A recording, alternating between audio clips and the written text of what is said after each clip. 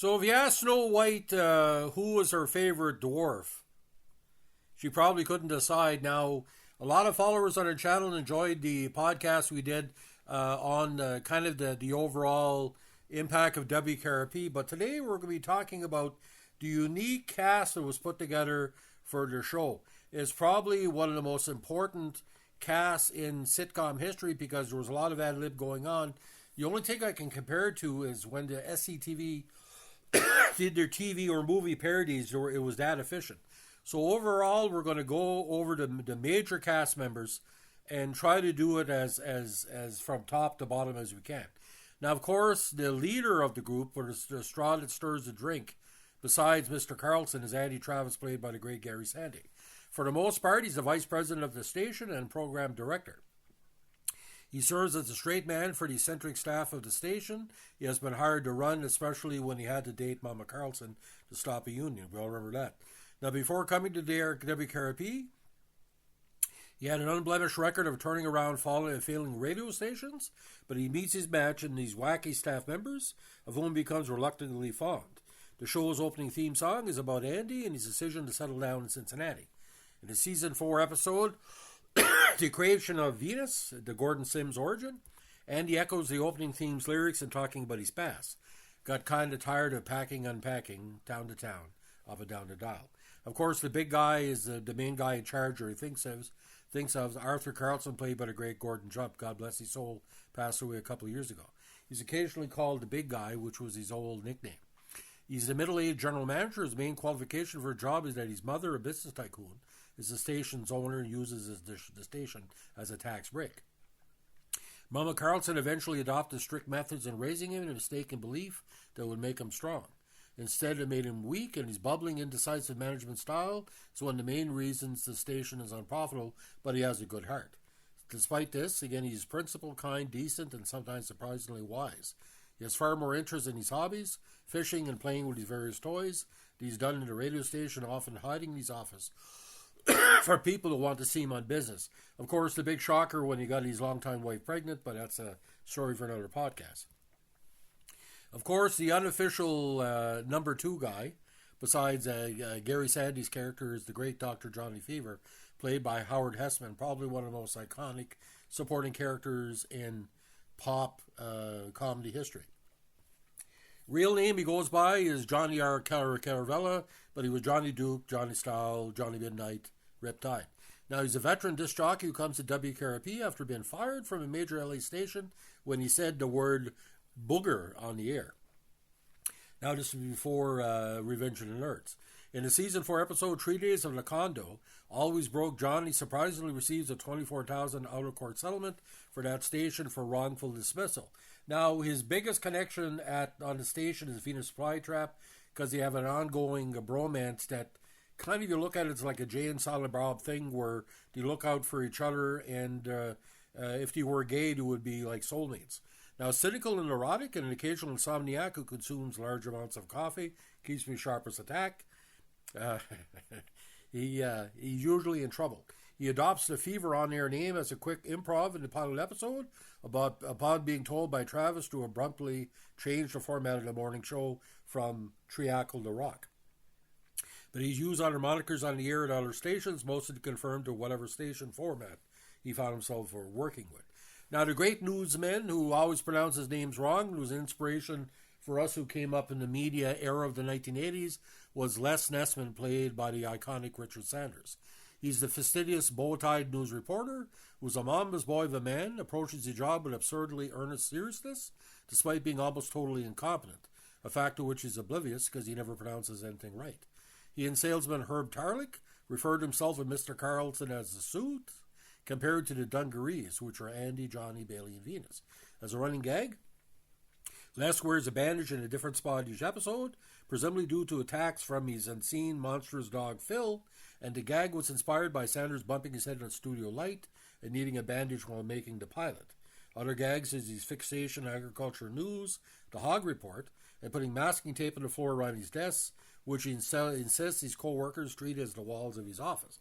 He's staunchly patriotic and politically conservative, anti-communist, with the discovery at one point that his biological father was a card-carrying communist, making him deeply convicted. Venus Flytrap ribs him with wordplay by describing WKRP in the air as having more music and less Nessman. Now, Jennifer Marlowe, I don't want to talk about her too much about her physical attributes because it could get us in trouble. She sees herself her main responsibility as deflecting any business calls in person or over telephone from Mr. Carlson. Although very aware of her sex appeal, she is sort of the mother of the station, and she's bankrolled by various wealthy, powerful older men at her beck and call. She is friendly and good-hearted with the station staff. Now, she basically is the emotional heart of the show. But the emotional idiot of the show is the great Herb Tarlek, played by Frank Bonner. I've sold ads with people who mimicked Herb Tarlek and didn't even know who Herb Tarlek was. He's the boorish, tasteless, and vain sales manager at WKRP, who was sometimes referred to as Little Guy to Mr. Carlson's Big Guy.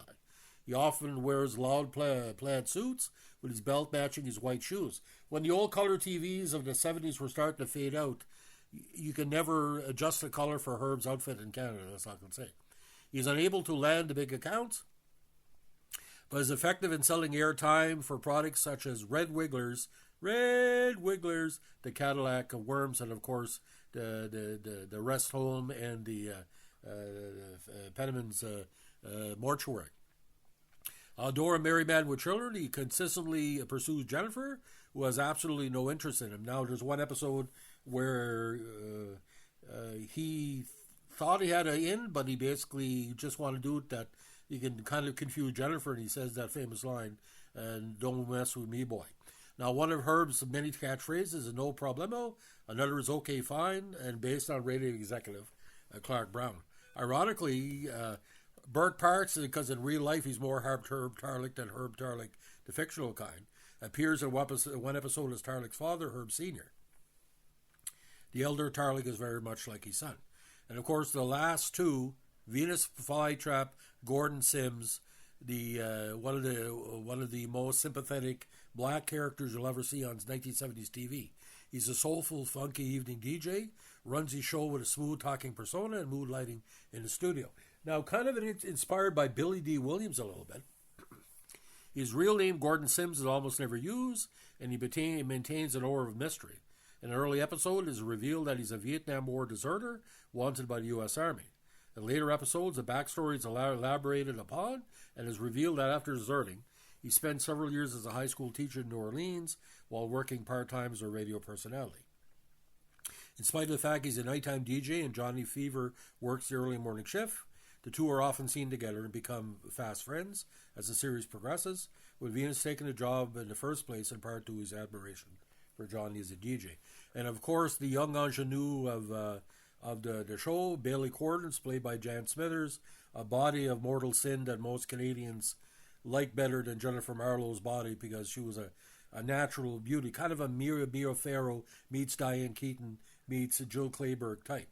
Again, the young ingenue of the radio station is originally in charge of billing and station traffic. However, having graduated from journalism school with some training in editing and intent to becoming a broadcast executive, she's later giving additional duties as an on-air news reporter, which proves more capable than Nessman. As the series progresses, she overcomes her shyness and develops self-confidence. Beginning with a second season two-parter episode for Love of Money, she occasionally becomes linked romantically with Johnny Fever. The dynamic between Jennifer and Bailey has been likened to that being Ginger and Marianne on Gilligan's Island. Jan Smithers, one of its two WK cast members, was her first choice for the role she played, Gordon Jump being the other. Creator Hugh Elson said that despite Smithers' lack of experience, she had never acted in a sitcom before. She was perfect for the character of Bailey as she had been conceived.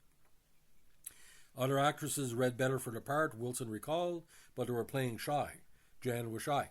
Now, in each episode of the series, each one of these characters, you'll learn more about them, and there was like 7 or 8 subplots going on. Venus was basically seen as a black stereotype when first proposed, but it didn't become a black stereotype. He became a nighttime DJ. A stereotype was basically happened to be black. But it's like this. It's like a box of candy. Some people love the show for Johnny Fever. Some love it for Lonnie Anderson. Not hard to look at, and her body became better. Now, I hope you take this the right way. The sexuality of Bailey Quarters and Jennifer Marlowe in the show was very important. because one was a natural beauty with a good body. One was a natural beauty with a modern body that was very attractive in the 70s and 80s. That was a big part of the show. There was a lot of sex appeal. But the men were very handsome too. I mean, Gary Sandu dated Lonnie Anderson for a while. Very handsome young man. Kind of had the Michael J. Fox type hair. For the older women, Gordon Jump was very handsome. Howard Hesseman wasn't hard to look at. Tim Reed as well. And Les Nessman, he had his fans too. So it was a very interesting dynamic, because most of the people who watch a show would watch for different reasons. But all I'm saying, ladies and gentlemen, my favorite episodes of this Star Vehicle, Turkey's Away, all the Christmas episodes, the Gordon Sim episode where he teaches the Atom, Johnny Fever with the phone cops, the baseball game. Each episode drew a lot. And the only problem is, ladies and gentlemen, the amount of script that every member had to take on in a specific episode. There was 10, 15, 20 key lines for each one. And a lot of it was ad-lib. The only show that had a better cast, but older, was Barry Tongue Door. But WKRP was a more modern version. You could look at WKRP as the first sitcom of the 80s, even though it originally came out in the late 70s. And I really miss it a lot. And ladies and gentlemen, CBC back in the day, our Canadian broadcast network, you get home from school, have your Kraft dinner and wieners, or have your chicken nuggets, and there was WKRP. And, they were our friends. There were babysitters. I know there's one lady told me she had a latchkey son. She'd get home work at 5, and she felt that she was safe knowing that WKRP was on. So in the afternoons in Canada, we turn over from General Hospital over to WKRP as soon as GH was done. Either 3:30, 4:30, or whatever. But WKRP on CBC, I think that's the most successful we had for syndication by Coronation Street. So tell me your favorite character is. In the previous podcast they have. I basically believe the best character is Johnny Fever, because multiple personality, manic depressive, insomniac, drug addict, and whoremaster. So on all of the aspects. So ladies and gentlemen, that's our latest of our WKRP videos. We're going to be doing a bunch of blogs on the show in the coming weeks. So keep an eye out and tell me what your favorite episode is, and we'll do a podcast just in that episode. Thanks for listening. Give us a like, comment, subscribe, or share.